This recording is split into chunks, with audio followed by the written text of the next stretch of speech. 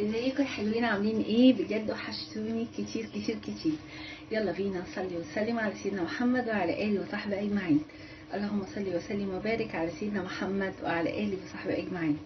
النهارده هنعمل مع بعض حاجه حلوه جدا. كلنا تقريبا بنحبها وبنحب ناكلها في الشارع او في المحلات الكبيره بتاعه الحلويات. طيب، ايه هي بقى الحاجه اللي احنا هنعملها ديت؟ هي اسمها ايه؟ اسمها المدلعه. ايوه، اسمها المدلعه. المدلعه بتاعتنا بقى النهارده فعلا مدلعه بجد، يعني هنعملها بطريقه فعلا مدلعه. طيب، احنا اول حاجه هي بتتعمل على كذا خطوه. هنبتدي مع بعض الخطوه الاولانيه اننا هنعمل البسبوسه. البسبوسه انا معايا كيس بسبوسه من السوبر ماركت بشتريه جاهز. وعندي هنا معلقتين زبده، وعندي نص كوبايه لبن، وعندي علبه زبادي. طيب، النص كوبايه لبن دي هحط عليها ايه؟ عارفين الشربات او السيرم اللي احنا بنعمله للكنافه او للقطايف او حتى البسبوسه، هو ده. هروح حاطه معلقتين كده من السيرم ده على اللبن، يعني خليهم 3 معالق بس كده. وممكن لو ما عنديش السيرم جاهز ممكن احط معلقه عسل نحل او عسل كليكور، اي حاجه في الاتنين دول. بقلبه كده عشان يختلط مع بعض. تمام. ونروح جايبين هنا معايا علبه زبادي وهحطها، وهقعد اقلب بقى ايه الزبده في الزبادي لحد ما يختلطوا ويتجانسوا كده مع بعض كده. شايفين؟ دخلت علبه الزبادي مع الزبده والزبده مع الزبادي، شايفين؟ طيب، انا هعمل ايه بعد كده؟ هروح جايبه كيس البسبوسه وهحطه،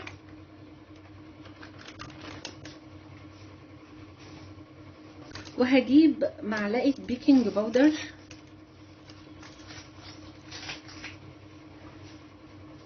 معلقه بيكنج باودر صغيره،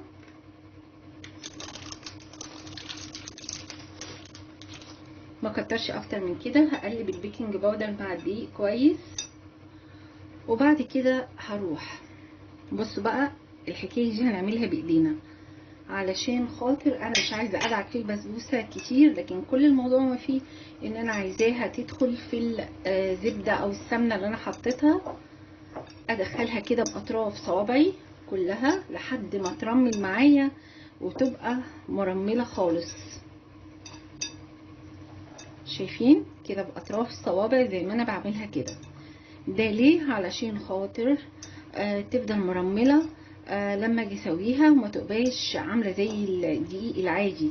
انها لو دعكتها كتير كتير هتبقى عامله زي الدقيق العادي، وهنا مش هتبقى يعني مش هتبقى ولا شكل البسبوسه ولا حلوه زي طعم البسبوسه. كده انا دخلت الزبده والزبادي فيها تماما. طيب، اعمل ايه؟ هروح جايبه اللبن نص الكوبايه ديت، وهروح حطاها كده اهو، وهقلب بطريقه برضو سريعه، يعني مش هقعد اقلب كتير، بس كده لحد ما ايه اللبن دخل فيها واتكونت عندي معجون بسبوسه. خلاص كده هجهز الصينيه دلوقتي معاكم. بصوا هنا انا جبت هنا بتاع معلقه زبده، وهنا عندي معلقه طحينه،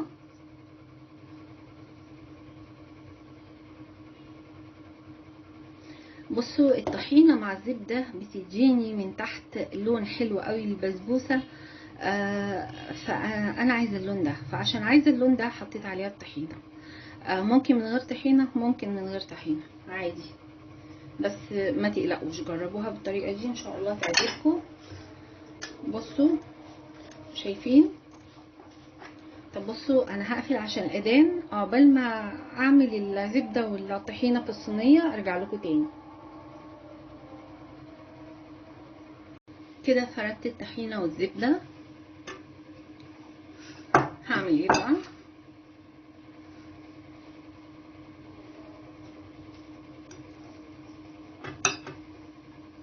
هجيب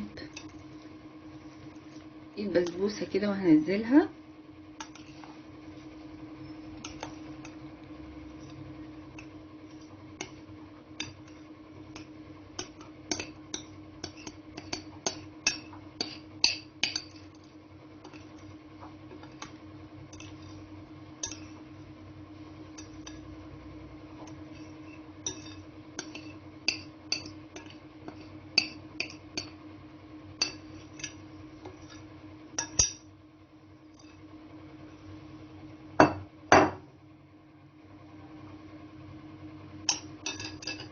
واحاول ان انا ابططها كده،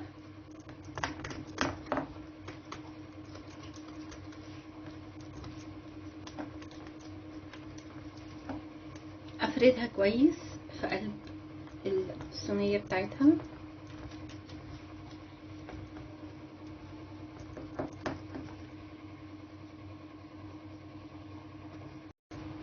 بعد ما بططتها كده بروح يعني ضرباها كده على الرخامه بحيث انها تتساوى. طيب بعد كده انا هعمل ايه؟ انا هاخدها احطها في التلاجة ساعة، ولو هحطها في الفريزر هحطها نص ساعة. هسيبها ترتاح شوية وبعد كده نرجع نشوف هنعمل ايه. بصوا بقى تاني حاجة هنا هنعمل الكنافة. الكنافة ديت دي نص كيلو، احنا ممكن نستهلكها كلها وممكن ما نستهلكهاش. بصوا النص كيلو دوت انا خدته ورحت عملته بالكبة، فعشان تبقى ناعمة بالطريقة دي.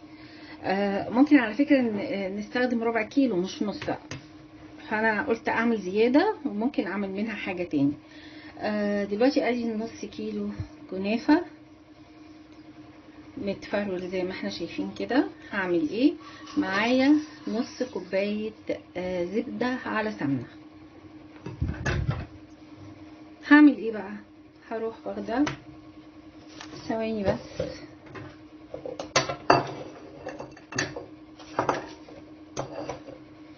هروح واخده نص الكوبايه، يعني ما تعملوش اكتر من كده علشان بصوا ما تبقاش تقيله. هي كده كده كل الموضوع بقى فيه ان احنا هنشبع السمنه او نشبع الكنافه بالسمنه. بصوا هقعد اقلبها كده لحد ما كلها يعني تتغلغل فيها السمنه، ما تبقاش في حته ما فيهاش.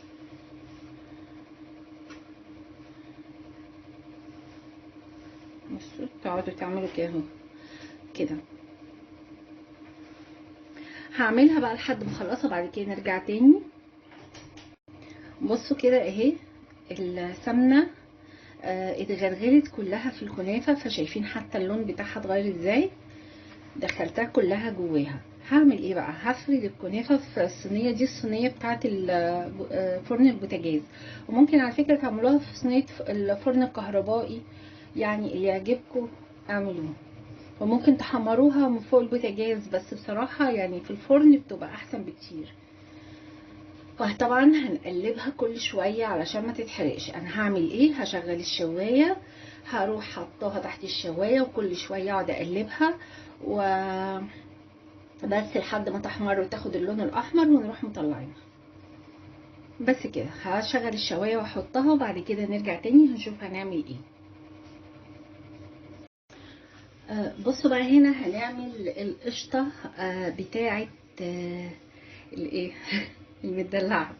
هنعمل القشطه بتاعتها. انا معايا هنا كيلو لبن، ومعايا كده معلقتين قشطه بتاعت وش اللبن.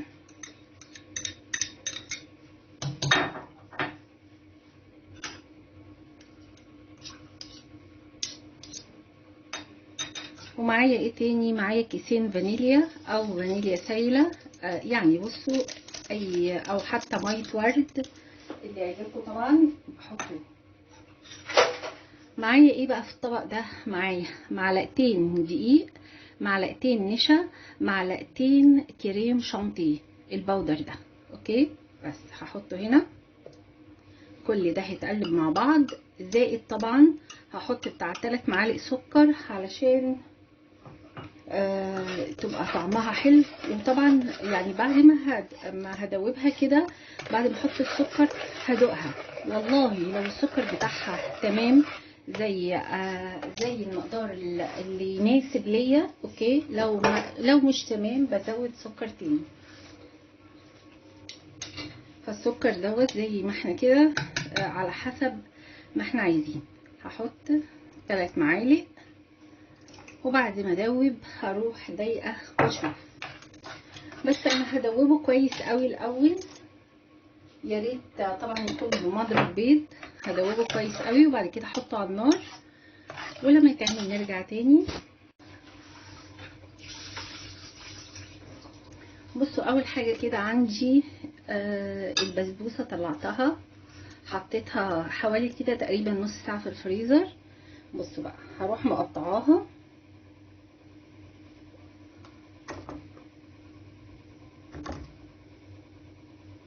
بالطريقه دي، هتقطع معاكم بسهوله قوي.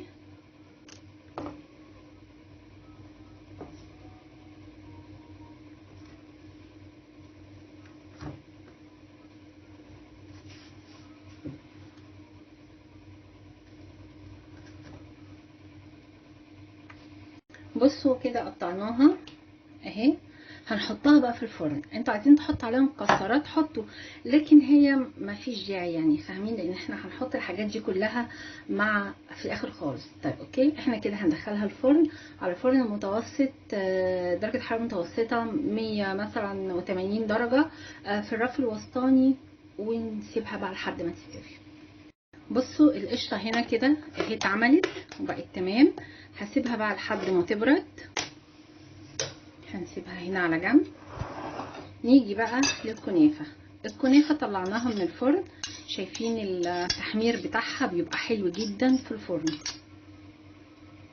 متفرقش معاكي، ما بتحتاجش كميه سمنه كتيره ولا اي حاجه. هعمل ايه بقى في الكنافه ديت؟ هروح حط عليها حبه شربات او سيرب. بصوا حاجه بسيطه قوي، او كل واحد على حسب ما هو عايز يعني. بصوا يا جماعه، ممكن تحط عليها عسل نحل اللي عايز. نحط حبه تاني.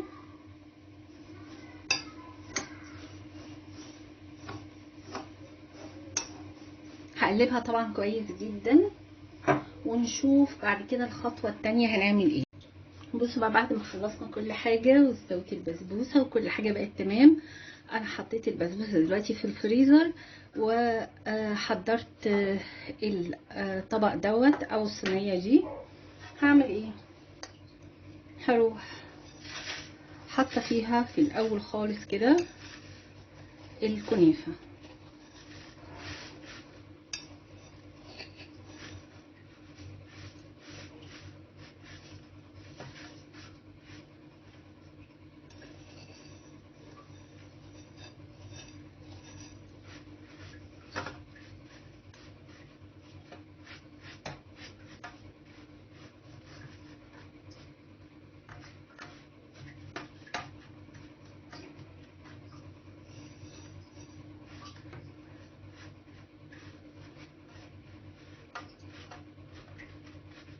هسويها. مش شرط طبعا ان انا اخدها كلها، يعني انا ممكن ما استهلكش كل ده، ولو عايزين تاخدوه خدوه يعني عادي.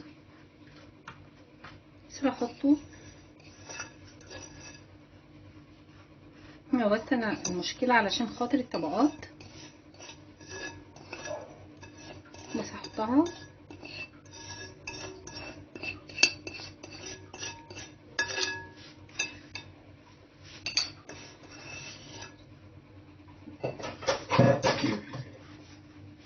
بصوا بقى اسوي طبقه الكنافه دي كويس جدا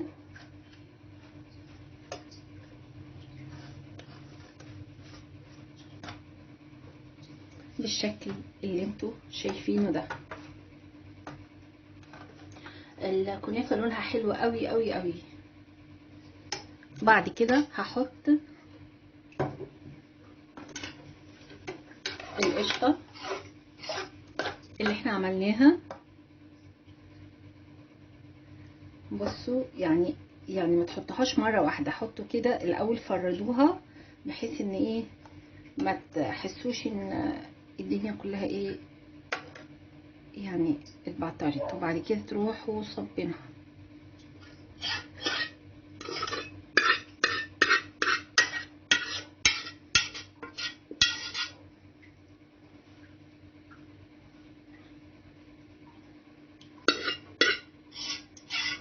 القشطه اللي بتتعمل في البيت دي بتبقى طعمها يعني بصوا مش هقول لكم خرافه، طعمها بجد معدي، طعمها حلو جدا جدا جدا.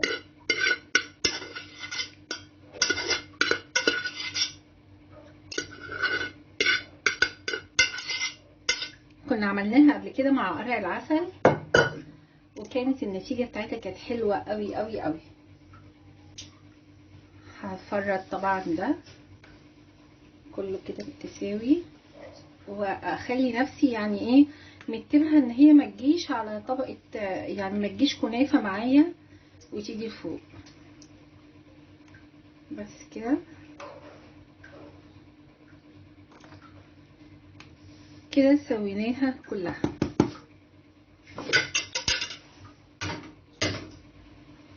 بعد كده بروح واخده المانجا وهفردها برضو.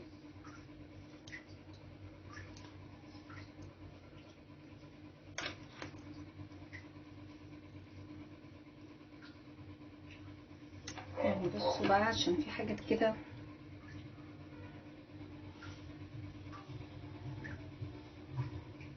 احطها بايدي احسن.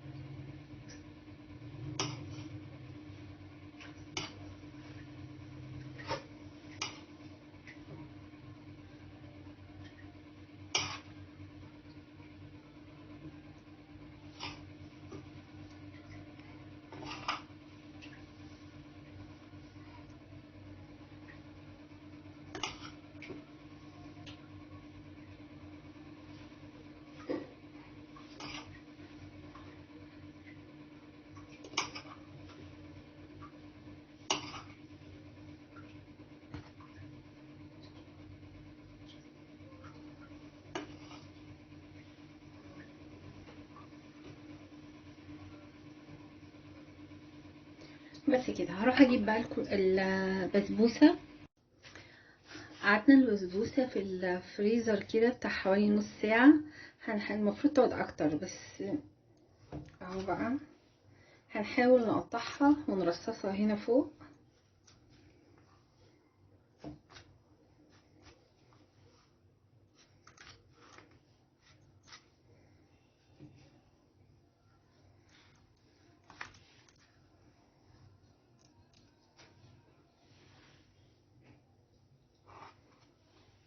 هنقطع ونرصص بالشكل اللي انتوا شايفينه ده. بعد ما اخلص خالص نرجع تاني. كده خلصناها بعد ما حطينا البسبوسه، حطينا عليها كريمه وحبايه فستق، وادي شكل المدلعه، دلعناها على الاخر. شكلها طبعا جامده جدا.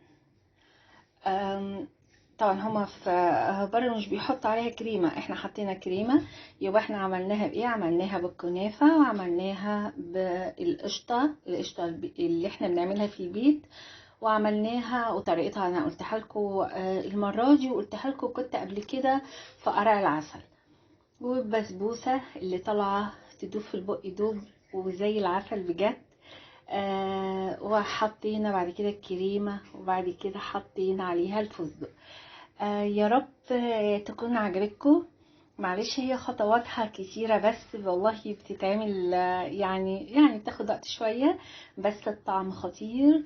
وبعدين وفرته كتير. احنا بنجيب الطبق الصغير يعني بيبقى 50-60 جنيه. انتي عملتي تخيلي، شوفي كمان سمكها اصلا ازاي، شايفين الطبقات بتاعتها وسمكها ازاي. ديت تخيلوا ما كلفتش حتى ال 60 جنيه اللي احنا بنجيب بيها الطبق الواحد، ولو عملتوها وحسبتوها هتلاقوها بالظبط. يعني دخلوها قولوا حتى 100 جنيه بس ارخص بكتير لما تجيبوا من بره. حبايبي كنت معاكم، اتمنى ان انتوا تكونوا استفدتوا، ومع السلامه، كل سنه وانتم طيبين.